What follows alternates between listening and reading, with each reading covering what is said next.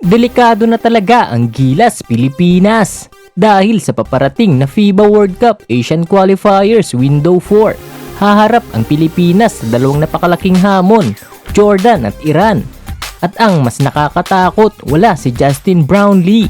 Oo mga idol, ang ating naturalized player na matagal nang naging malaking bahagi ng Gilas ay hindi makakasama sa napakahalagang window na ito dahil hindi pa siya healthy enough matapos ang kanyang mga iniindang injury. Kaya ang tanong ngayon, makakaya ba ng Gilas Pilipinas na talunin ang Jordan at Iran gamit ang all-Filipino lineup? At kaya ba nating manatili sa laban para sa Viva World Cup 2027? Pero bago yan, subscribe ka muna mga idol para updated ka sa mga bago nating video tungkol sa Gilas Pilipinas at PBA. Tara, simulan na natin. Mga idol, hindi ordinaryong laban ang naghihintay sa Gilas. Sa August 28 haharap tayo sa Jordan at 2 araw lamang pagkatapos nito sa August 30, Iran naman ang ating makakalaban. Parehong gaganapin ang mga laro sa Mall of Asia Arena. At kung titignan natin ang standings bago ang window na ito, napakalaking problema ng sitwasyon ng Gilas. Mayroon tayong 2 win and 4 losses record matapos ang first round. Samantala ang Jordan at Iran ay parehong nasa 5 win and 1 loss record. Kaya napakahalaga ng dalawang larong ito. Hindi man literal na do or die ang isang laro lamang, napakaliit na ng margin for error ng Gilas. Kailangan nating makaipon ng mga panalo para manatili sa top 4 race ng Group E. Dahil pagkatapos ng second round, ang top 3 teams at ang best 4th place team sa qualifying groups ang makakakuha ng World Cup tickets. Kaya hindi pa tapos ang Gilas. Pero kailangan nating manalo at dito pumapasok ang malaking problema. Justin Brownlee. Sa mga nakaraang taon, napakalaking bahagi ni Brownlee sa sistema ni Coach Tim Cone. Hindi lamang dahil scorer siya, kaya niyang gumawa ng play, kaya niyang dumipensa, kaya niyang magdala ng bola, at higit sa lahat sanay na ang Gilas sa kanyang presensya. Pero sa pagkakataong ito, hindi siya makakasama. Ayon kay Coach Tim Cone, hindi pa sapat ang kondisyon ni Brownlee para makapag-contribute sa window na ito matapos ang mga injury niya sa hamstring, leg at knee. Ito ang malaking challenge para sa ating national team. Pero may isang malaking good news. Bumalik na si Kai Sotto. Mga idol, halos 2 taon ding nawala si Kai Sotto sa Gilas. At ngayon, bumalik na ang 7'3" center para tulungan ang Pilipinas sa FIBA qualifiers. At malaking bagay ito. Dahil kung wala si Brownlee, kailangan natin ng ibang player na kayang magbigay ng laki, depensa at presence sa ilalim. At iyon ang kayang ibigay ni Kai Sotto. Makikita natin ngayon ang posibilidad ng frontcourt combination ni Kai Sotto at Junmar Fajardo. Isang 7'3" na batang big man at isang veteranong dominanting center. Pero syempre hindi pa sapat ang laki lamang.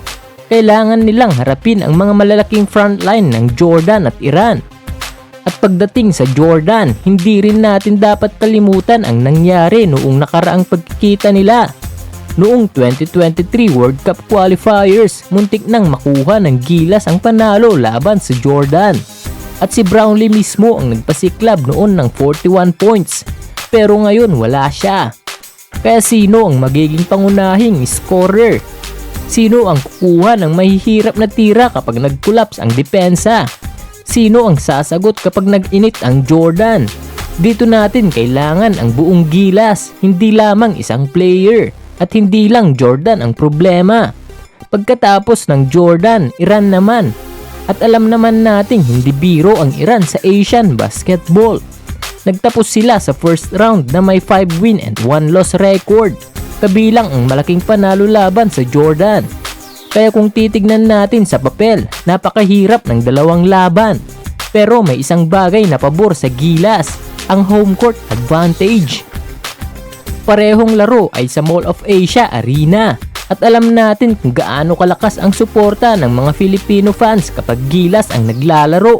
Maaring maging malaking factor ang crowd pero sa huli basketball pa rin ang magdidesisyon at ngayon malaking responsibilidad ang mapunta sa atin ang mga locals. Nariyan sina Kai Soto, Dwight Ramos, Kevin Cambao, Carl Tamayo, RJ Abarientos at iba pang bahagi ng Gilas pool. May talento ang Pilipinas. Hindi naman tayo kulang sa basketball skills. Ang tanong ay, kaya ba nating pagsamasamahin ang lahat ng talento na iyon sa loob ng 40 minutes? Dahil kapag wala si Brownlee, hindi pwedeng isang player lang ang bumuhat. Kailangan collective effort, kailangan may mag-step up, kailangan may bagong clutch player, at kailangan maging consistent ang mga depensa. At dito rin natin malalaman kung gaano kalalim talaga ang Gilas Pilipinas. Dahil sa loob ng ilang taon, madalas ay may naturalized player tayong maaasahan. Noong panahon ni Andre Blatch, pagkatapos ay si Brownlee. Ngayon, mapipilitan ng Gilas na ipakita na kaya rin lang lumaban kahit walang naturalized player. At kung tutuusin, magandang pagkakataon din ito. Dahil kung sakaling mag-step up ang mga locals natin, maaari itong maging malaking confidence boost para sa future ng Gilas. Pero syempre mas madaling sabihin kaysa gawin dahil ang kaharap natin ay Jordan at Iran. Kaya mga idol, makakaya ba talaga natin? Personally, hindi ko sasabing imposible, pero magiging napakahirap kung makukuha natin ang best version ni Kai Soto, kung magiging aggressive sina Dwight Ramos at Kevin Cambao, kung magiging consistent ang ating shooters, at kung magiging matatag ang depensa. May chance ang Gilas Pilipinas. Pero kailangan natin maging realistic. Hindi sapat ang isang magandang quarter. Hindi sapat ang isang player na mag 40 points. Kailangan natin ng team effort. At ito ang pinaka-importanting bagay. Hindi pa tapos ang laban ng Gilas Pilipinas. Oo, nasa alanganin tayo. Malaking kawalan si Justin Brownlee. Mas mataas ang record ng Jordan at Iran, pero may ilang laro pa sa second round at ang qualification ay hindi nakasalalay sa isang talo lamang. Kailangan lang natin samantalahin ang bawat pagkakataon at ngayon ang unang pagkakataon ay nasa harap na natin. Jordan, pagkatapos ay Iran.